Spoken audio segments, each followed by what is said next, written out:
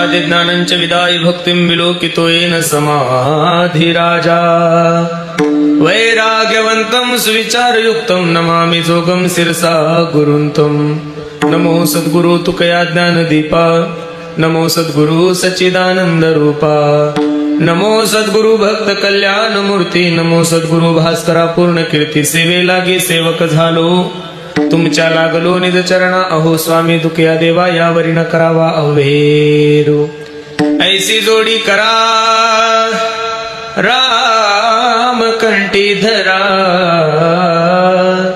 तेने चुके फेरा गर्भवास नाशिवंताटी प्रिया पुत्र धन बीज ज्याचा क्षीणतेची फळ प्रस्तुत प्राप्त प्रसंगी प्राप्त वेळी चिंतन रूपी सेवेसाठी जो निवडलेला अभंग आहे हा जगद्गुरु जगतमान्य देहूचे सुप्रसिद्ध साधू वैराग्याचे महामेरू असणारे ज्ञानेश्वरी तुकोबराय यांचा हा 4 चरणाचा अभंग असून मानवी देहाला आलेल्या प्रत्येक जीवाला या अभंगामध्ये माझे जगद्गुरु यथार्थ उपदेश करत आहेत. विठाल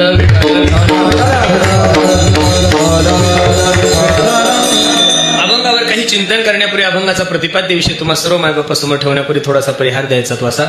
भव्य दिव्य स्वरूपाचा हा एक दिवशी कीर्तन महोत्सव काय कारणानं आहे, काय निमित्तानं आहे, तुम्हाला सर्व मंडळीला ज्ञात जरी असलं तरी सांगण्यासाठी तुम्ही मला एवढी धावपळ करून बोलवले.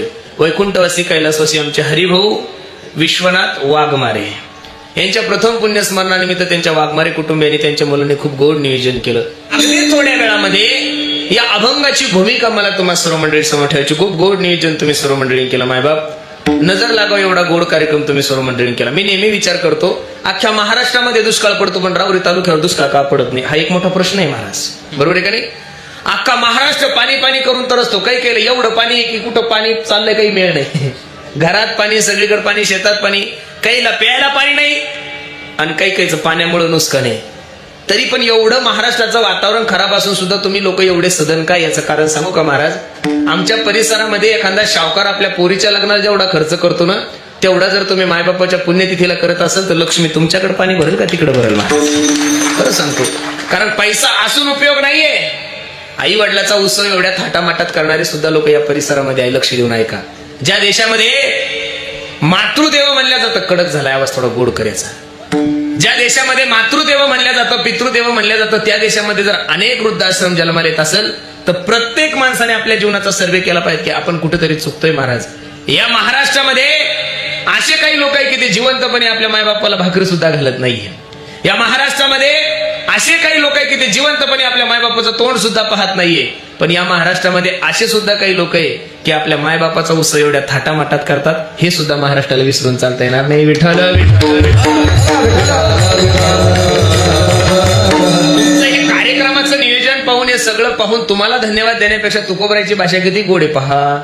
हा धन्य माता पिता तयाची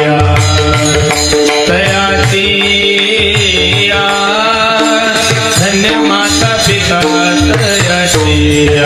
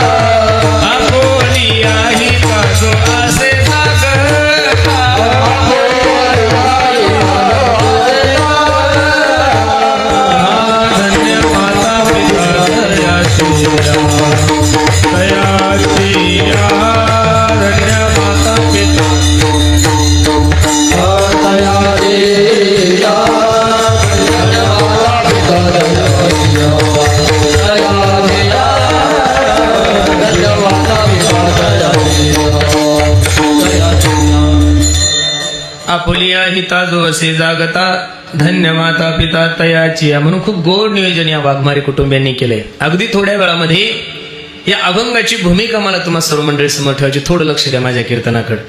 एवढी धावपळ करून आलो, रात्रभर गाडीत जागाच आहे. एवढ्या लांबून आलो म्हणजे तुम्हाला हसवण्यासाठी आलो नाही. 1 तुमची करमणूक व्हावी असाही माझा मानस नाही. 2 आणि तुमचं मनोरंजन व्हावे यासाठी तर कीर्तनच नाहीये महाराज. लोकांनी हल्ली कीर्तन सुद्धा मनोरंजनाचं साधन ठरवलंय. लक्ष देऊन कीर्तन ऐका बरं. मनोरंजनासाठी विज्ञान एवढं प्रगतशील झालेलं आहे की आज प्रत्येकाच्या खिशामध्ये मोबाईल आहे. प्रत्येकाच्या मोबाईलमध्ये 50-50, 100-100 ऍप्स आहे. त्यामध्ये युट्यूब आहे, इंस्टाग्राम आहे, व्हॉट्सअप आहे, फेसबुक आहे, अनेक प्रकारचे ऍप्स आहे. हे ऍप्स तुमच्या आणि माझ्या मनोरंजनासाठी आहे. कीर्तने तुमच्या आणि माझ्या उद्धाराचं साधन आहे. कशाचं साधन आहे? कीर्तने तुमच्या आणि माझ्या परिवर्तनाचं साधन आहे. काही लोक सांगतात, महाराज पहिलं मला एकादशी सुद्धा कळत नव्हती हो, पहिलं मला सोमवार कळत नव्हता, मला शनिवार कळत नव्हतं, मला आषाढी कळत नव्हती, पण त्या महात्म्याचं कीर्तन ऐकल्यापासून माझ्या जीवनामध्ये चेंजेस झाले. काय म्हणतात लोक? मग चेंजेस काय झालं? त्याला शेपूट आलं का? नाही. शिंगा आले का? नाही नाही नाही नाही. चेंजेस होण्याचा अर्थ असा आहे की त्याच्या वृत्तीमध्ये काय झाला? बदल झाला. महाराज या महाराष्ट्राच्या मातीमध्ये माणसाच्या बुद्धीमध्ये बदल करण्याची ताकद जर कोणामध्ये असेल तर ती फक्त आणि फक्त माझ्या ज्ञानोबराय तुकोबरायच्या विचारामध्ये महाराज. नाही या जगामध्ये असं व्यासपीठच नाहीये की ती या समाजाला स्थिर ठेवू शकतं, या समाजाला एका छत्राखाली आणू शकतं, या समाजाला योग्य मार्गदर्शन करू शकतं. या महाराष्ट्राच्या मातीमध्ये एक व्यासपीठ असं आहे, ती म्हणजे ही नारदाची गादी. इथं चुकून सुद्धा समाजाची दिशाभूल केल्या जाते. म्हणून आजच्या तारखेमध्ये सुद्धा लोक एवढ्या प्रेमानं आणि आदराने कीर्तनकाराकडे पाहतात. विठ्ठल विठ्ठल विठ्ठल. अभंग जगद्गुरु तुकोबरायचा आहे 4 चरणाचा. या अभंगामध्ये माझ्या जगद्गुरु तुकोबराय तुम्हाला आणि मला उपदेश करत आहेत. काही साधकांनी तुकोबरायला प्रश्न केला, बाबा उपदेश करण्यासाठी माणसाचा अधिकार असावा लागतो. अधिकार नसेल तर मनुष्य कसा उपदेश करेल? महाराज बेसुऱ्या माणूस स्वरबद्ध माणसाला कसं ज्ञान सांगलो? अजिबात नाही. अरे स्वरबद्ध माणसाला ज्ञान सांगण्यासाठी मनुष्य स्वतः स्वरबद्ध पाहिजेत ना महाराज. ज्याला कीर्तनाचं नॉलेज आहे, ज्याला माईकचं नॉलेज आहे, ज्याला वाजवण्याचं नॉलेज आहे, ज्याला गाण्याचं नॉलेज आहे, अशा माणसाने कीर्तनकाराला, अशा माणसाने गायकाला, वादकाला मार्गदर्शन केलं तर ठीक आहे. ज्याचा स्वर जर्शी गायवानी लागतो तुमच्या तिकडे ते बेनं जास्त असल्यामुळे तिचं नाव घेतलं बरं मी. ज्याचा स्वर माझे गुरुजी मला सांगतात, पुरुषोत्तम जर्सीचं दूध पिऊन जर माणूस चाल म्हणायला गेला तर चाल सुद्धा स्वरात येत नाही, एवढं बेसूर दूध आहे महाराज. बेसूर आहे ना ते गाय. खरं ती काही भारतातली गाय नाहीये, विदेशातलं बेनं म्हणून गाय ही दैवत मानलेलं आहे. 33 कोटी देवाचं वास्तव्य गायीच्या हृदयामध्ये असं शास्त्रकार सांगतात, विज्ञान सांगताय. एखादी मुलगी डिलिव्हरी झाली आणि तिचं जर दूध आटलं तर डॉक्टर सांगतात, ओ आई ह्या बाळाला दूध पाजा. मग कोणतं? जर्सीचं का माया? बकरीचं, म्हशीचं? नाही नाही नाही नाही, दूध कायचं पाजायचं सांगतात. मग तुमचा राहुरी तालुका तर अख्ख्या महाराष्ट्राला दूध देतो. अख्ख्या महाराष्ट्रामध्ये तुमचं दूध आहे ना महाराज. संगमनेरचं राहुरी हे 2-3 तालुक्याचं दूध अख्ख्या महाराष्ट्रामध्ये. मग डॉक्टर असं का सांगत नाही की हे बघा एवढं गोंडस लेकरू आहे तुमचं, तुम्ही काय करा, त्याला जर्सी गाईचं दूध पाजा? अजिबात नाही. त्याला दूध फक्त आणि फक्त गावरान गाईचं सांगितलेलं आहे. कशा सांगितलेलं आहे? गावरान गाई सांगितलेलं आहे. विठाला विठाला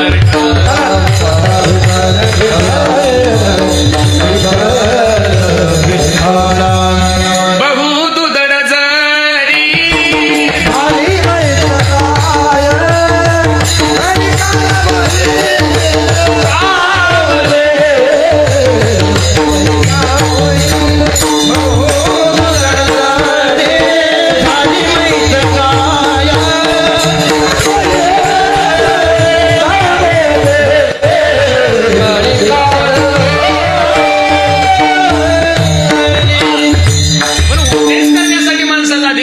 तुकोबरायचा अधिकार किती साधू संतांनी वर्णन केलंय. तुकाराम तुकाराम नाम घेता कापेयोम, धन्य तुकोबा समर्थ जेने केला हा पुरुषार्थ, जडी दगडा सहित वह्या तारी येल्या जैशा लाह्या. तुकोबराय अनुरेणू या थोकडा तुका आकाश एवढा. काही साधक तुकोबरायकडे गेले, बाबा सर्व समाज तुमचं वर्णन करतोय, तुमचे विरोधक तुमचं वर्णन करतोय, याच्याविषयी आमचं दुमत नाही, तुम्ही तुमच्या मुखातून तुमचं वर्णन करा. त्यावेळेस तुकोबराय सांगतात, वेदाता तो अर्थ आमासीच ठावा हो, एढाने वहावा भार माथा. एका वाक्यात माझ्या जगद्गुरु तुकोबरायचा अधिकार सांगू. अरे तुकोबरायच्या पत्नीच्या पायामध्ये मोडलेला काटा काढण्यासाठी, लक्ष देऊन उदाहरण ऐका, जगद्गुरु तुकोबरायच्या पत्नीच्या पायातला मोडलेला काटा काढण्यासाठी जर पांडुरंग परमात्मा येतो, हा ज्या तुकोबरायच्या बायकोचा अधिकार आहे, त्या तुकोबरायचं वर्णन आपल्यासारख्यानं काय करायचं महाराज? नाही शक्य होणार. तुकोबरायची कीर्ती म्हणजे आकाशापेक्षा व्यापक आहे महाराज, समुद्रापेक्षा महान आहे. आणि माझ्यासारख्या लेकरा मग अशीच प्रमाण सांगितलं, बहु दुधड जरी तरी काय होईल कामधेनू. संतांचं वर्णन आपल्यासारख्या कोण शक्य होणार नाही. ते तुकोबराय तुम्हाला आणि मला सावध करतात महाराज. तसं सावध तर सर्व साधू संतांनीच केलंय. नाथ बाबा असं, नामदेवराय असतं, सर्वांचे प्रमाण पहा. उठा जागे वारे आता,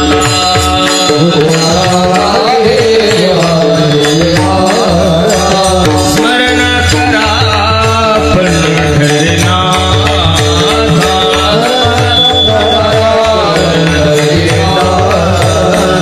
आवे चरणी देवा माता,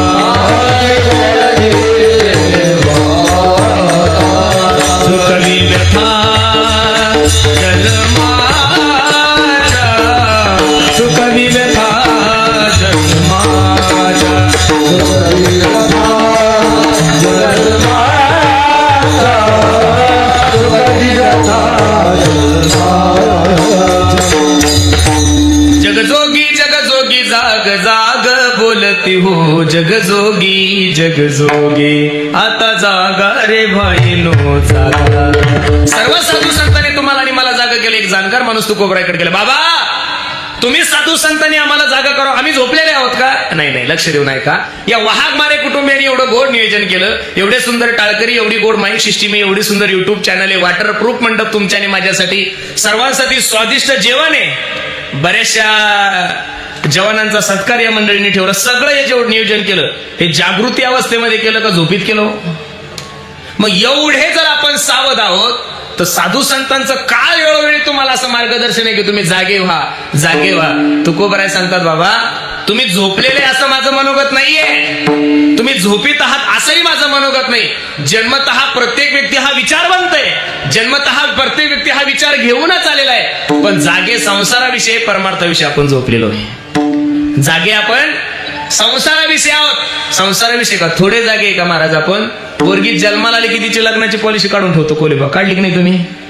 काढूनच ठेवली महाराज. पोरगी दुसरी तरी तिच्या लग्नाची पॉलिसी काढून ठेवली, म्हणजे अजून 25 वर्ष जायची तरी तिच्या लग्नाची तयारी बाप आतापासून करतोय. 2024 ची तयारी सुरू केली. कपाशी निघत नाही तर मका कशी लावायची, सोयाबीन कशी लावायची, कांदा कसा लावायचा, सगळ्या गोष्टीची तयारी करता. माफी मागून एक वाक्य बोलतो गड्यांना तुम्हाला, तुम्ही आणि मी तुमच्या आणि माझ्या जाण्याची तयारी कधी करणार आहे हा सर्व मंडळीला माझा प्रश्न आहे. तुम्ही मरणार आहे, मी मरणार, हे तर निश्चितच आहे का नाही? काही तर कोणी जगणार आहे. इथं बसणारे सगळे मंडळी, म्हणजे काय गावाचं नाव आहे आपल्या? बाबुळगाव. बाबुळगावचे जेवढे काही मंडळी तेवढे 7 दिवसात मरणार, म्हणजे मरणारच आहे. एक मायमाऊली हसायला लागली, म्हणे महाराज मी मरूच शकत नाही. म्हणे, म्हणलं का? मी राहुरीची. म्हणलं तू पाकिस्तानची जरी असली तर मरणं तर 7 दिवसात.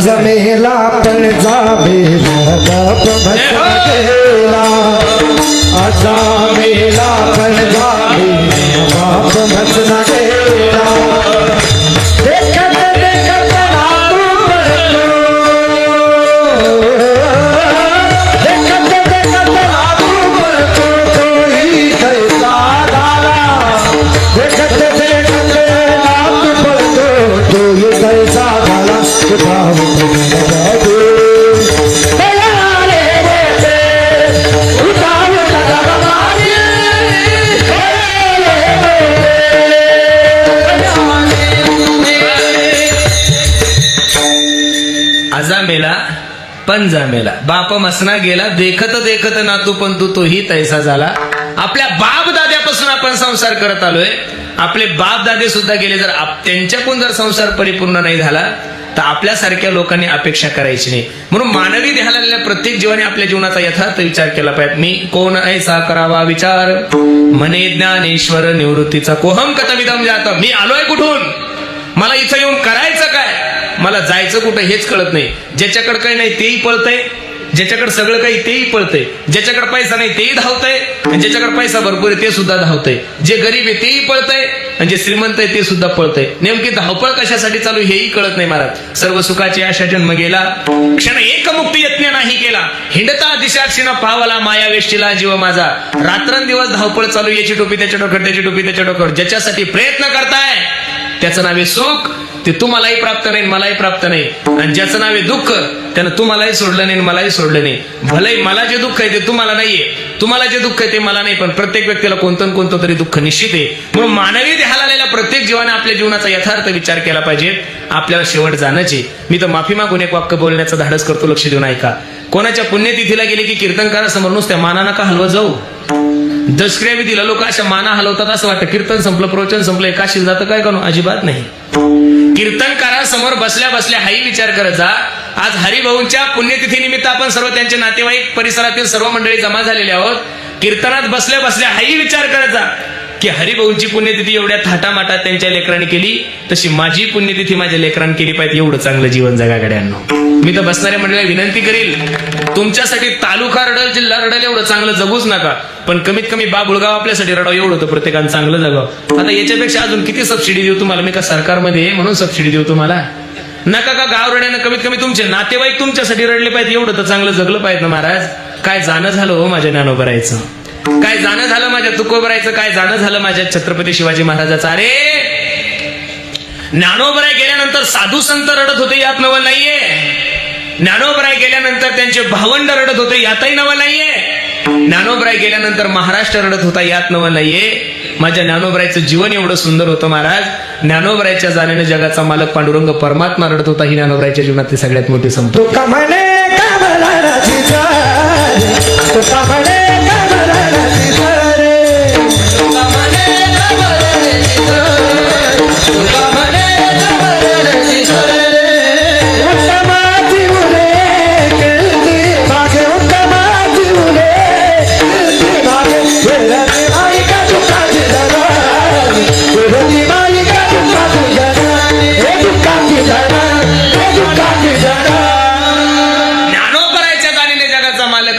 रुक्मिणी आई साहेबाला राहुल आणि रुक्मिणी आई साहेब पांडुरंगाकडे जाते. पांडुरंगा ओ मालक, जगाचे मालक आहात तुम्ही. करतुम अन्यथा करतुम तुमची शक्ती आहे.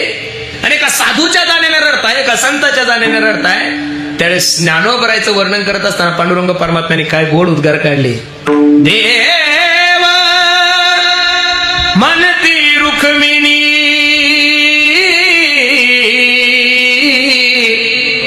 हा एकच योगी देखिला नयनी, ते ज्ञान संजीवनी जाण त्रैलोक्यासी. हे रुक्मिणी ऐक ना, आतापर्यंत हजारो संत महात्मे या महाराष्ट्रामध्ये जन्माला आले, पण ज्ञानोबराय संत नव्हते ग. ज्ञानोबराय कोण होते माझी माहितीये का? विठोबाचा प्राण सखा ज्ञानोबा माझा, विठोबाचा प्राण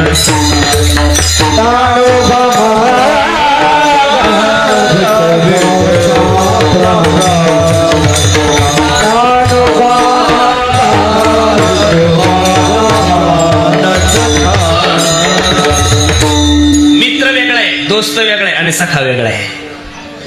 सखा जो असतो तो प्राणाईपेक्षा प्रिय असतो, त्याला काय म्हणतो आपण? सखा. लक्ष देऊन ऐका. अरे छत्रपती शिवाजी महाराज गेल्यानंतर महाराष्ट्र पोरका झाला यात नवल नाहीये. छत्रपती गेल्यानंतर त्यांच्या कुटुंबियावर दुःखाचा डोंगर कोसळला यात नवल नाहीये. छत्रपती गेल्यानंतर मावळे दुःखी झाले यात नवल नाहीये. छत्रपती गेल्यानंतर ही बातमी ज्यावेळेस वाघ्या नावाच्या कुत्र्याला कळाली, तर वाघ्या नावाच्या कुत्र्याने महाराजासोबत प्राण सोडला असा इतिहासाच्या मुखातून आपण इतिहास ऐकतोय. मायबाप, जीवन थोडं जगा गड्यानो, पण काम एवढं सुंदर करा. मी नेहमी माझ्या आवडीचं प्रमाण म्हणतोय. गेले दिगंबर ईश्वर विभूती, गेले दिगंबर ईश्वर विभूती, राहिला त्या कीर्ती जगा माझी, राहिल्या त्या कीर्ती जगा माझी. ईश्वर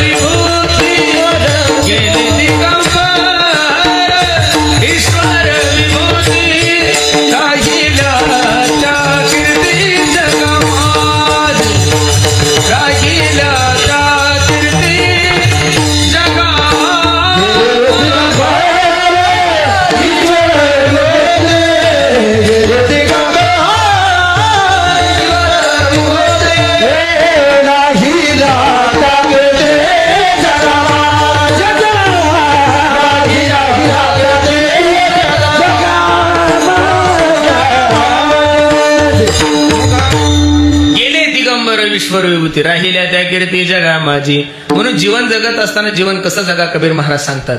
कबीरा हो कबीरा,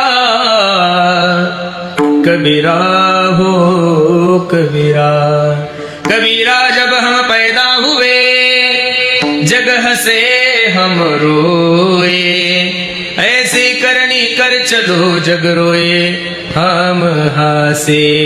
असं जीवन जगा की तुम्ही गेल्यानंतर तुमच्या नावाची उत्तम कीर्ती या जगामध्ये शिल्लक राहिली पाहिजेत. मायबाप एवढा गोड नर्दे तुमच्या आणि माझ्या जीवनामध्ये प्राप्त झालाय ना, इथं येऊन करायचं काय? कार्यक्रमाचं नियोजन करतोय आपण, घर कसं बांधायचं याची जोडी करतोय, सगळ्या गोष्टीची जोडी तुमच्या आणि माझ्या जीवनामध्ये आहे.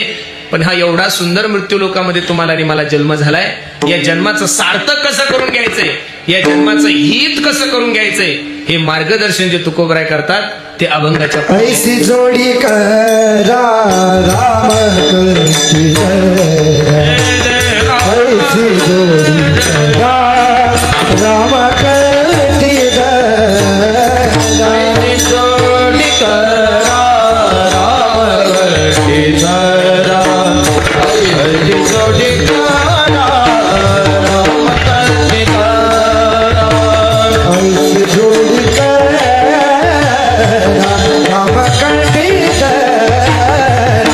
ऐसी जोडी राम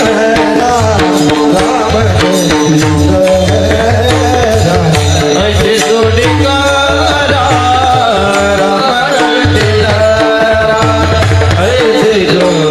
ऐसी जोडी करा राम करती चुके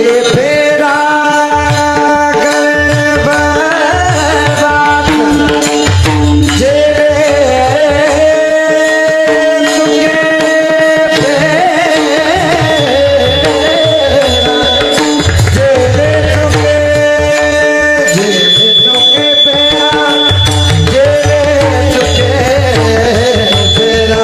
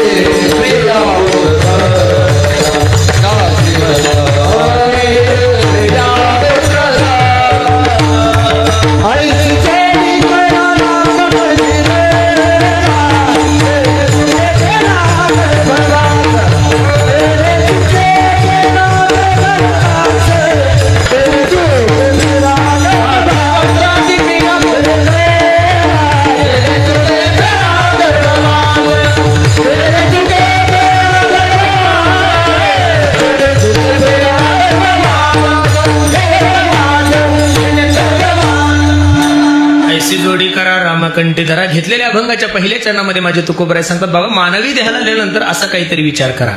काय करा? रामकंठीधरा. जगद्गुरु तुकोबराय दुसरे देवतेचं नाव घेता येत होतं. ऐसी जोडी करा, मसोबा कंठीधरा अजिबात नाही. माणसाने भक्ती करत असताना अशा देवाची भक्ती केली पाहिजे की तो तुमच्या पोटाची थळगी भरू शकला पाहिजेत. नाटाच्या अभंगामध्ये तुकोबराय ते एवढं गोर वर्णन करतात. सेंदरी हेंदरी दैवते कोणती पूजी भूते खेते, आपल्या पोटाशी रडते मागते सीते अवधान, आपुले इच्छे आणि कापिडी.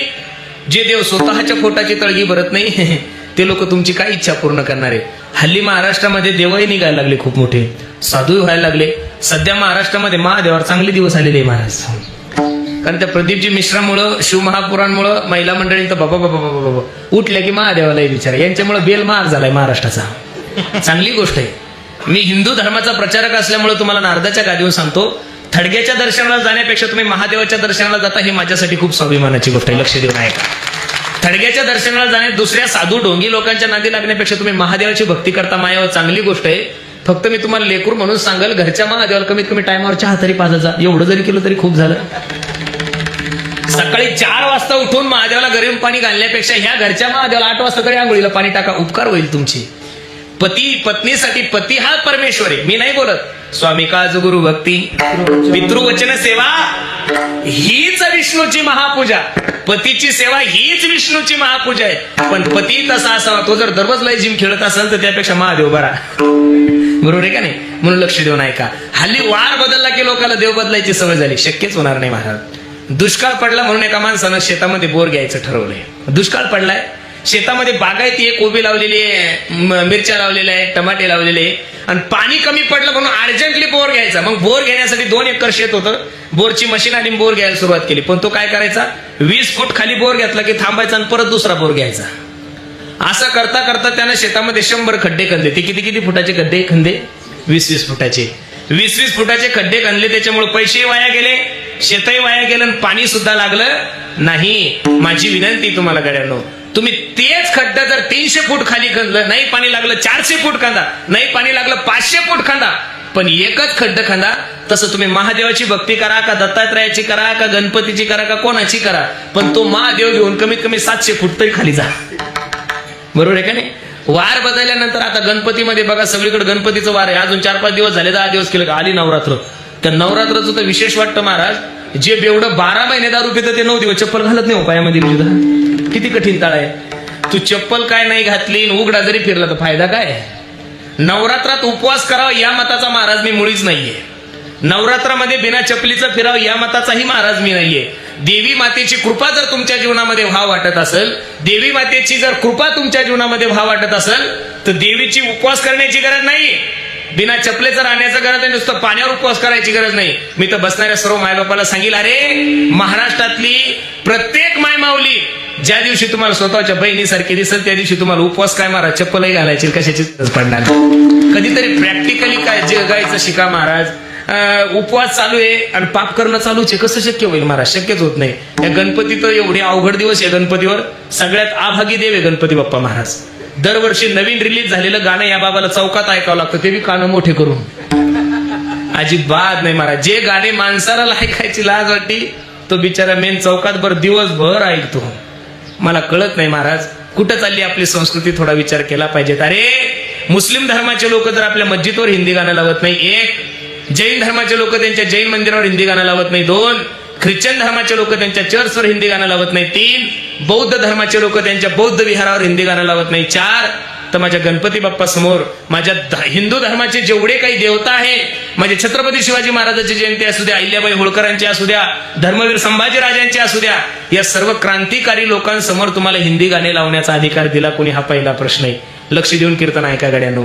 आता कीर्तन संपलं, एखाद्या माणसानं मला चहा घ्यायला घरी घेऊन गेले, बाबा चला ना चहा घ्यायला, आणि मी जर चप्पल घालून तुमच्या बैठकीत गेलो, तुम्ही काय विचार करसाल? हो, या महाराजाला कीर्तन करण्याचं नॉलेज आहे पण वागण्याची अक्कल नाही का? याला कसं वागावं, चप्पल कुठं काढावं याची अक्कल नाहीये. तुमच्या घरात जर यायचं असेल तर चप्पल तुमच्या दारात काढावं लागते, हा तुमच्या घराचा नियम आहे का नाही? मला जर तुमच्या घरात यायचं असेल तर चप्पल दारात काढावं लागते, हा तुमच्या घराचा नियम आहे. तर माझ्या हिंदू धर्मातले जेवढे काही देवता आहे त्यांची पूजा अर्चा करत असताना काहीतरी शास्त्राने नियमावली घालून दिलेली आहे. तुमच्या मनानं जर परमार्थ करायला असाल तर पुण्य तर पदरात पडणार नाही, पण 1001% नरकात गेल्याशिवाय राहणार नाही महाराज. हल्ली पोरं गणपतीची वर्गणी प्रेमानं नाही मागत, धमक्या देतात 2000 दे, आणि काय ते पैसे घेऊन करतात महाराज. वरी गणपती बसलेला असतो, खालती रम्या खेळत बसतात. कोणत्या नरकात जासाल तुम्ही? तुमच्यासाठी सेपरेट तर नरक तयार होणार, गणपती नावाचं नरक राहील ते. ज्यानं गणपती बाप्पाच्या नावाखाली वर्गणी काढून पत्ते खेळले त्याची काय दशा होईल देव जाणे. म्हणून तुम्हाला आवडतं तसा परमार्थ नका करू. माझ्या देवाला काय आवडतं आणि देवाला काय आवडतं ऐका. आवडे देवासी